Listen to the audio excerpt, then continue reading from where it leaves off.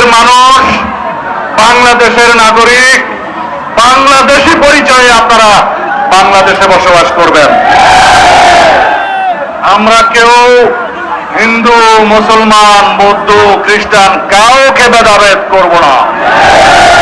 সবাই এদেশের নাগরিক, সবাই যার যার ধর্ম পালন করবে, কিন্তু এই দেশে কোনো কেউ সংখ্যালঘু হবে না।